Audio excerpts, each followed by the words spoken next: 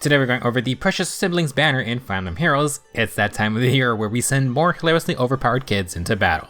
Now for 2025 we have a Nohrian's Kids banner featuring Elise, Leo, Camilla, and the Duo Corrins. Xander will be from the Tempest Trials. We'll be going over everyone's stats and skills, plus discuss some general playstyle and build ideas. Young Elise is the 4-star focus unit. You can get her at 4 to 5-star rarity. Young Elise will be pushing the boundaries of a 4-star focus unit though. She's hilariously strong and comes with some incredible fodder. Elise is going to be a cavalry healer with 38 HP, 47 attack, 47 speed, 17 defense, and 31 res. She has an attack super boon and just insane offensive stats overall. Just don't let her get hit. For old skills, Elise has Return Plus, which is the reposition healing assist. Holy Panic is a 2 cooldown offensive healer special. Last, Elise has Even Recovery, free healing, and penalty cleansing every other turn. For a 4-star focus unit, Elise is kitted out very well if you want some healer skills. Now Elise has a unique staff called the Baton of Dusk. Each turn if above 25% HP, Elise grants plus 6 attack and speed, treachery, and breath type cooldown to herself and allies within 2 spaces. This 14-mite staff gets plus 3 speed, and enables Far Trace 4 type Kanto, and has built-in Wrathful Staff. If above 25% HP, Elise gets bonus stats equal to 5 plus the number of foes within 3 rows or 3 columns, times 3. If you have 3 foes in that range, you get plus 14 to stats max. In addition, Elise gets true damage equal to 20% speed and has full enough follow-up effects. Now I may not have slaying, but Baton of Dust is pretty dang good. Fortress 4 Kanto is great, and Elise has no follow-up to use with her high speed. The most interesting part of this weapon is the plus 6 field buffs along with treachery to convert that into true damage. We don't have a ton of treachery supports, so Elise can just power up your entire team if the enemy doesn't neutralize field buffs. Pair up with Ache for lots of true damage potential. For new inheritable A skill, Elise has Attack and Speed Tidings. This healer skill is the Dazzling Staff counterpart to Sway Attack and Speed. You can get plus 8 attack and speed, and then up to plus 12 if near 2 allies. Tiding builds out of Attack and Speed 4 and 3, so it's pretty easy to inherit. If you want to free up your healer's B slot, we now have Wrathful and Dazzling Staff A skill choices. Young Elise is a pretty straightforward offensive healer. She has breath type cooldown to charge Holy Panic on her first hit, and you can double with no follow-up while using Dazzling Staff safety. To further empower their damage, Elise has attack and speed buffs with treachery, plus the 20% speed is true damage. In the future, be on the lookout for a Defensive Insight Honed C skill. Elise would be able to give full plus 6 buffing and then treachery for her team. Another way to get Defensive buffs is via Ice Lock. You could use Ice Lock with Call to Serve for higher true damage than, say, Resonance, but you basically have to use the extra action from Ice Lock. Resonance is more straightforward, but requires higher base HP. Feel free to just use something like low speed and res if you don't want to deal with this. Now for other skills, Elise could utilize Shadow Shift or Smite. You could also open that B slot up with Wings of Mercy. If you want, you could do something like Mercy Wing Echo with Pass, and then that's something like Magic Shield to get an extra action. If you don't need Even Recovery, then you could use the C slot and Sacred Seal slots for stuff like Double Tactic or Wave buffs. More field buffing for treachery. Overall, Young Elise is fantastic. She isn't Legendary Sakura tier obviously, but having a unique staff puts her above the other non-5-star healers. Treachery is quite powerful if not stopped, and Elise offers some fun fodder, including an entirely new skill line. Maybe worth trying to get if you have a Wrathful Staff healer and you want an open B slot. Next up, Young Leo is a Red Mage Cavalier. For stats he has 40 HP, 49 attack, 27 speed, 16 defense, and 48 res. Tech super boom, and Leo has very high base attack and res with middling speed. He's not going to really be too bothered by that though. For all the skills, Leo has Reposition and Blazing Thunder, who empower that AoE special with Crystalline Waters, flat attack and res stats. Leo's Tome of Dusk is pretty cool. If a rally or movement assist is used by Leo, he gets an extra action. After acting, Leo also gets -1 cooldown. If he has acted 2 or fewer times in the current turn, then for foes with 5 less res than Leo, he inflicts 2 separate debuffs based on range. For foes within 3 rows or 3 columns, Leo inflicts -7 attack, res, and sabotage. For foes in current directions, Leo inflicts gravity. Now for more effects, Leo has Far Trace 4 Kanto and Slaying. If above 25% HP, Leo gets the same stat boost as Elise, plus 14 max stats. He gets true damage equal to 20% res, including on his AoE specials. And last, Leo has 50% DR piercing for in combat. Tome of Dusk is a tricky weapon. Leo essentially wants to use his reposition and he'll get an extra action, plus debuff foes if he has higher res. One benefit of this method is that Leo can avoid penalty cleansing effects. He can attack after, and then he'll get that -7 attack and res doubled via sabotage. Leo can deploy his debuffs 2 times, so you can gravity 2 lines of enemies. Do be careful though, because gravity could be cleansed since it just affects the enemy on their turn. Now for combat, Leo also gets -1 cooldown after he acts.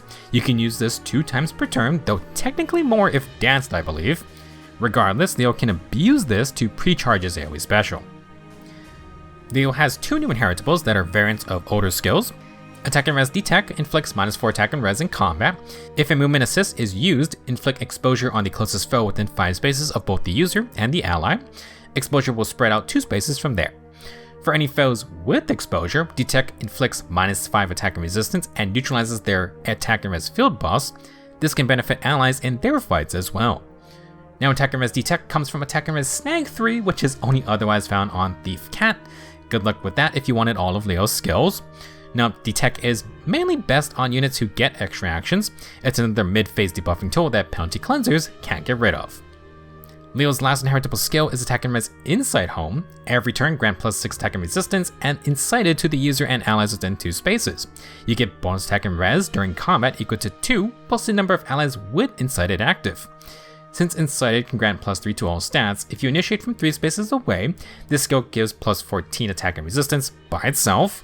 Very cool, though the main draw of Inside Home is that it's an inheritable 2-space buffing skill for 2 stats. It's for Cavaliers only, and great if you don't need anything else. Let's now go over little Leo's entire game plan. Leo wants to reposition an ally to activate his extra action, -1 cooldown, and detects exposure status. Tome of Dust also sends out its attack, res, and sabotage debuffs if Leo has higher res. Foes in line will get hit with gravity too. Now if Leo ends turn, he gets another -1 cooldown. This is going to put Blazing Thunder onto 1 cooldown. Unless you bring Pulse support, Leo has to wait to turn 2. Use Reposition again, this now pre-charges Blazing Thunder. Leo's stacking flat attack. He has an attack field buff and he's inflicted res debuffs. He gets 20% res as true damage plus exposure's 10 true damage added to his AoE. In combat, Leo will then have backup 50% DR piercing and a ton of res debuffing to finish the job. If you're afraid of AoE % damage reduction, Leo can use Frost Moon for full DR piercing in combat. Glacius works too, but Leo can get Frost Moon's -1 instant cooldown if he doesn't double. For other skills, Leo wants high flat res for Tome of Dust, but you could use Flared or Slime Mirror if you wanted. Detect skills work nicely with his extra action, but Tome of Dust also works with rallies. I wouldn't replace Detect right now, but maybe in the future we get more rally activated skills like the Ruse Lime. For the C slot, you could run Fatal Smoke since Breath of Life kinda counters AoE specials a bit. It's not gonna help against Hathun's Divine Nectar though. As for Panic Smoke, it could be fun since Foe Penalty Delver and Sabotage both stack. Leo does get a good amount of attack debuffs. He could definitely survive a blast from another mage. For specials, if you don't want to wait, Leo can pre-charge Glimmer every single turn and then attack. Since he moves around with extra actions, he could be a fun Emblem Lyn rank user. All in all, little Leo will be annoying if you can't avoid gravity. He focuses on mid-phase debuffing, which can be valuable, and he's going to pre-charge special over time. Neat little kit Leo has for himself this time. Our third unit is young Camilla, who is once again a Flying Axe user. She has 40 HP, 46 attack, 48 speed, 35 defense, and 25 res. Camilla has a speed super boon. For old skills, Camilla has no quarter and guidance 4. Ironically, most of her siblings are on horseback, so Camilla's not going to be ferrying them around. For her Axe of Dusk at start of player or enemy phase, inflict -7 speed, defense, discord, and deep wounds onto foes that are within 2 spaces of another foe. Camilla would then get Kanto Distance +1 and Sling. If initiating or fighting a healthy enemy, Camilla has the same stat boost as her siblings, again +14 max if 3 foes are in range. Camilla would then get Breath type cooldown, and she has true damage equal to the total number of statuses on the foe, plus any foes within 2 spaces times 3. Last, Camilla has the Potent Follow-up effect. If lowering the speed roll to double by 25 would allow her to get a follow-up, then Camilla does a Potent Hit. 80% damage if she only hits once, otherwise it's a 40% damage attack. Axe of Dusk is focused on groups of enemies. Camilla has the same true damage effect as Hresvelgr, and it's an incredibly strong one because it's uncapped true damage that counts every single status around the target. Good or bad, Camilla gets 3 true damage per status. Now if her Discord and Deep Wounds lands onto 4 enemies, then Camilla would get 24 true damage. This can end up scaling much higher. Now for a fun team, you could use this Camilla with Mythic Hresvelgr. She inflicts the anti-miracle status, so together these two would basically have Fatal Smoke 4 for your team. Do note, Camilla only debuffs foes grouped up. She is weaker in spread out scenarios. Now to truly take advantage of her weapon, Camilla has a unique B skill called Tut Tut. Exactly what you'll be saying after seeing this skill. At start of turn, if above 25% HP, Camilla gives allies within 2 spaces, plus 6 attack and speed, and the 50% DR piercing status. After start of turn, healing and damage effects occur. Camilla will then apply Divine Vein Haze onto the closest enemy, and it spreads out 2 spaces. Camilla will have Pass, and as well as 2 space warping to allies for herself. She can then warp to any Divine Vein tile within 5 spaces. Oh dear. Now for combat, Camilla inflicts -5 speed and defense, she gets true damage equal to 20% speed, and has Fallen Follow-up like her sister. Tut Tut is extremely powerful. Camilla deploys Haze Terrain at the same time as Brave Female Robin's Ice tiles or her Toon Hector's Stone tiles. This means Camilla can cancel them out. Ironically, this does lower Camilla's own mobility because she warps to any Divine Veins within 5 spaces and has Pass to ignore Warp Bubble. Let's say you are 6 spaces away. Tut Tut is always going to deploy the Haze Terrain, and since it spreads, Camilla can warp 5 spaces and attack you. If you can't defeat her, she then has Kanto Distance to move 4 spaces backwards. Pair her with Legendary Sakura and you are not catching that lady. Now in terms of combat, Camilla can give out her DR piercing status like her Legendary ult. She has more stats plus true damage and no follow-up. No follow-up is very useful for Camilla's new inheritable A skill, Trample. If initiating or fighting healthy enemies, you get +7 attack and speed. If the foe is infantry or armor, or there is a Divine Vein or difficult terrain tile within 2 spaces, then you get another +3 attack and speed and 5 true damage. To top all of this off, you get Desperation at any HP. Trample is a really solid mixed phase stat booster. Like its main game counterpart, its extra effects always work on foot soldiers, but Camilla deploys her Divine Veins, so you can use it on flyers or calves too. 10 attack and speed with 5 true damage is crazy good. You then get Desperation from the A slot. That is very valuable because the devs refuse to make more aerial maneuver units, and Desperation 4 is still not that easy to get. With Trample though, you can double tap or quad it instantly and still have an open B slot. Trample will come from attack and speed catch 3. Unlike Clash, this one is on some free-to-play units, so easier to inherit. It's usable by all melee flyers, so Beast and Dragons also get to join in on the fun. Trample completes young Camilla's powerful offensive kit. Tut Tut deploys Haze Terrain and Camilla warps in with Pass. Against grouped up enemies, Camilla can get lots of true damage potentially, and Trample's Desperation also affects her potent follow-up attack. 3 hits in a row with 50% DR piercing, and Camilla will trigger no quarter on her second hit. After she's done, she hops to safety with Kanto Distance. If you want to get even more disgusting, engage with Emblem Erica's new ring for 5 hits in a row. Generally speaking, Camilla's kit is already good. Guidance lets Camilla ferry allies, and she can warp 2 spaces around them after. This is good for general mobility, but you can also just use Rain Snap for 3 movement. If Camilla initiates first, you could use Diva's Smoke to set up Pathfinder. Otherwise, feel free to use something like Fatal Smoke just for the anti-miracle part. For other skills, you could use Excel or Blue Skies for flat damage reduction, and then Haze Slice for unpierceable % damage reduction. Camilla may be strong, but she's really not that tanky. No innate damage reduction. Since she has 50% DR piercing already, no quarter isn't as necessary. Basically, if you're scared of Hardy Bearing messing up Desperation, then you might want some defensive skills. You could charge Miracle, but that's not a guarantee. In conclusion, young Camilla is very scary and deploys Divine Veins that could potentially mess up the defensive ones like Ice or Stone. She has Pass plus Warping, so no stopping her, and Camilla can get a lot of true damage in her right setup. However, Camilla is not that tanky. If you can survive or reach her first, she isn't too bad to take out. Our last unit is Duo Young Corrin and Corrin. The baby Corrins are a trainee blue armored dragon, don't ask why. Now for stats, Corrin has 41 HP, 43 attack, 47 speed, 35 defense, and 46 res. They have a speed and defense super boons, but they are dragon focused on speed and res. Not too common for an armor unit in general though.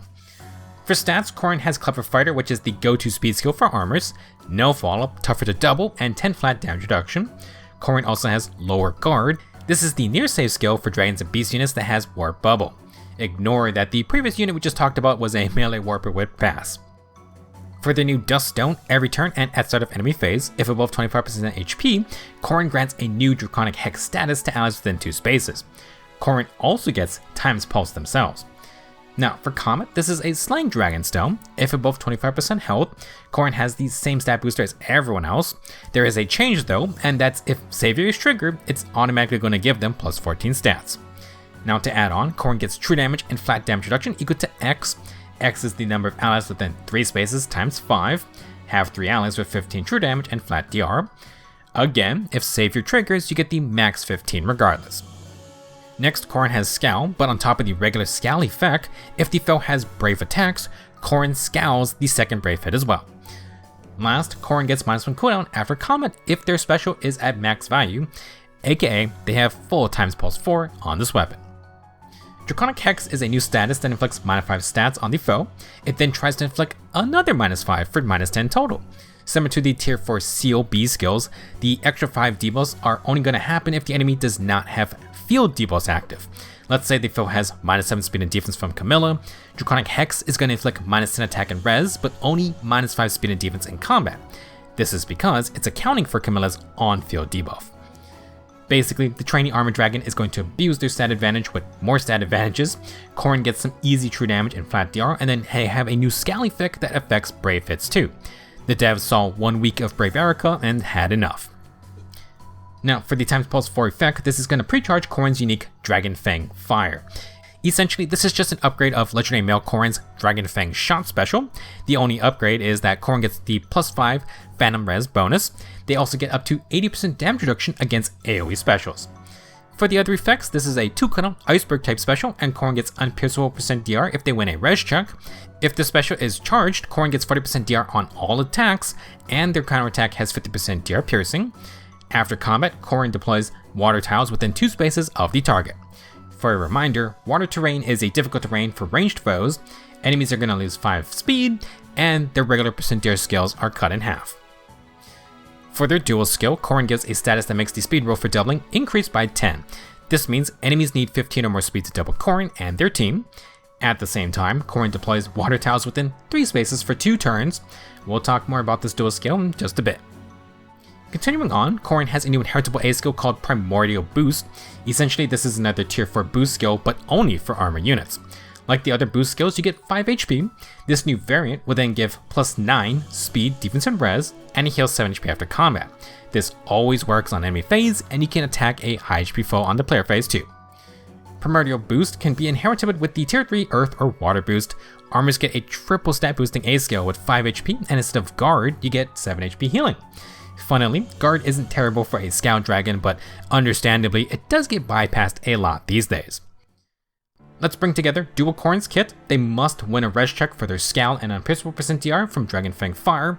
Corrin's going to be much weaker if you lose. Now, this isn't going to be easy though, since Duststone grants 14 res, and Draconic Hex is essentially another 10 points in their favor. Primordial Boost is another 9, and Lower Ground is +4 as well. If I can add, that's 37 res in Corrin's favor, just from their base kit. Now, assuming the 40% DR is active, Corrin will add 25 flat DR via Duststone and Clever Fighter. If you use the dual skill, then with Clever Fighter, enemies need 25 or more speed to double Corrin naturally. They have no follow-up to abuse the slower enemies, and ideally this means you don't need Hardy Bearing to deal with Desperation. At the same time, Corrin is the only unit with Brave Attack Scowl. They can and will stop no guard Brave hits. When it comes to mobility, Corrin has Near Save, but also Warp Bubble. The water tiles can slow ranged foes, so Corrin could set up a pretty good moat defense. Ignoring young Camilla, they can be an annoying unit if water starts to spread around. Generally, the space kit is great. You could argue Edge Scales is a strict upgrade over Clever Fighter, but they do mostly the same things. For other skills, Corrin can stack Scowl if you want. 1 layer Scowl is not unstoppable, but Corrin will always stop special on the second Brave hit. Now, if you want, Corrin can also use Forest Save just fine. You could use Higher Ground or Twin Save for healing, Briar for extra counterattack damage. Do note, Twin Save doesn't affect Dragon Fang because its damage reduction works on all hits anyway. For a non-stat booster, Corrin can use Slick or Wily Fighter as a Sacred Seal. Neutralizing debuffs or field buffs is just good to have. We don't even care about the follow-up. Another pretty good savior unit if you're interested. Unlike the other slower tanks, Corrin's not going to be bullied by follow-ups or quads. They are very tough to double, though they do require some stat checks. As a final note, a very good partner for Ice Tribe Felicia. Felicia can neutralize their dragon effectiveness, grant more speed and resistance, and give No Seed Disrupt. That's a spicy skill for a savior. If it wasn't obvious, that Felicia is meant to support the Corrins in general. The last Nohrian sibling, Xander, is our Tempest Trials unit. We'll be talking about him more next time. If you're planning to summon, I do want to warn that it's highly likely something is happening for the anniversary of Fire Emblem as a franchise. All of the main lords are getting reruns for their recent ults this month, so if that interests you, then you maybe want to wait a bit. This kid banner is going to be around for a while. If you're going to be summoning though, then I wish you good luck. The kids just keep getting scarier and scarier each year. Thank you for watching, and I will see you in the next video.